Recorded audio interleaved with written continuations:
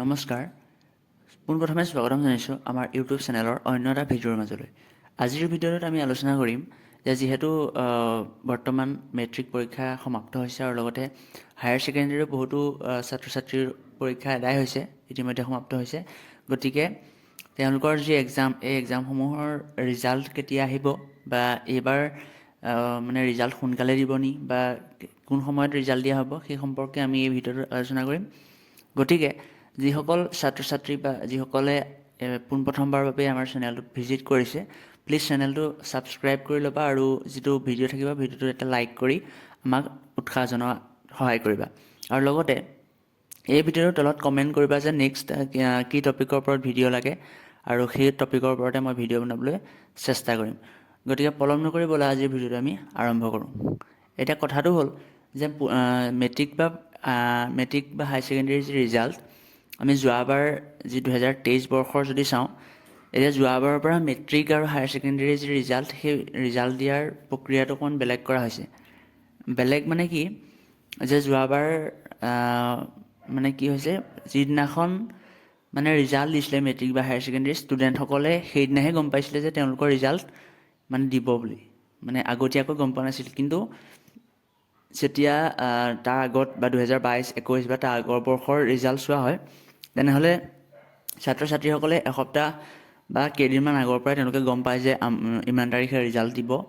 কিন্তু যোৱা বৰ্ষৰ পৰা কি কৰিছে, মুখ্যমন্ত্ৰী ডাঙৰীয়াই যিহেতু ঘোষণা কৰিলে যে যোৱা বছৰৰ পৰাই এই যিটো ৰিজাল্ট দিয়া প্ৰক্ৰিয়াটো সেইটো অকণমান বেলেগ হ'ব, ডিফাৰেণ্ট হ'ব আগৰ বৰ্ষৰ তুলনাত। ডিফাৰেণ্টটো কি হ'ব, এইটো আগৰ বছৰত যিহেতু ছাত্ৰ ছাত্ৰীসকলে দেখিলাই। এতিয়া কথাটো হ'ল যে যোৱাবাৰ যি ৰিজাল্ট আছিলে সেইটো মে' আৰু জুন মাহৰ মাজতে দিয়া হৈছিলে। মে' মাহৰ লাষ্টৰ আৰু জুন মাহৰ ফাৰ্ষ্ট, তেনেকুৱা মানৰ টাইমৰ ভিতৰতে মানে ৰিজাল্টটো দিয়া হৈছিলে। গতিকে এইবছৰ সিমান সময়তে ৰিজাল্টটো দিয়া হ'ব। মে'ৰ একেবাৰে শেষৰ সপ্তাহ বা জুনৰ দ্বিতীয় সপ্তাহ বা প্ৰথম সপ্তাহ, কোনোবা সেইখিনি সময়ৰ ভিতৰতে, মানে মে'ৰ লাষ্টৰ ফালৰ পৰা তোমাৰ জুনৰ মাজভাগলৈকে সেইখিনি সময়তে ৰিজাল্ট দিয়াৰ সম্ভাৱনা অতিকৈ বেছি।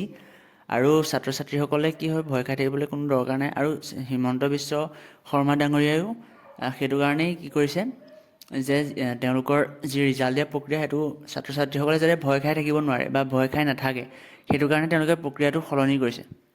গতিকে বহুত ছাত্ৰ ছাত্ৰীৰ কাৰণে এইটো এটা ভাল খবৰ বুলিয়ে ক'ব লাগিব, কিয়নো বহুতো ছাত্ৰ ছাত্ৰী হতাশাত ভুগি থাকে, এই ৰিজাল্টক লৈ পেলাই বহুত চিন্তা কৰি থাকে। গতিকে সেই সন্দৰ্ভত মুখ্যমন্ত্ৰী ডাঙৰীয়াই এইটো বহুত ভাল পদক্ষেপ লৈছে বুলি ক'ব পাৰি। গতিকে এই বছৰো ছাত্ৰ ছাত্ৰীসকলে আগৰ বাৰৰ নিচিনাকৈ ৰিজাল্ট এইবছৰো পাব। গতিকে ইমান চিন্তা কৰি থাকিব নালাগে। গতিকে ছাত্ৰ ছাত্ৰীসকল, তোমালোকে কোনো চিন্তা কৰিবৰ দৰকাৰ নাই। ৰিজাল্ট যেনেকৈ তোমালোকে এক্সাম দিছা তেনেধৰণে তোমালোকৰ ৰিজাল্ট আহিব। আৰু যিহেতু এইবাৰ OMR শ্বীটত যিহেতু এক্সাম দিয়া হয়, গতিকে এইবাৰৰ সেই যোৱাবাৰৰ নিচিনা একে প্ৰক্ৰিয়াৰে তোমালোকৰ কপিখিনি চেক কৰা হ'ব আৰু লগতে ৰিজাল্ট ঘোষণা কৰা হ'ব। গতিকে আজিৰ ভিডিঅ'টোত এইখিনিয়ে আছিলে।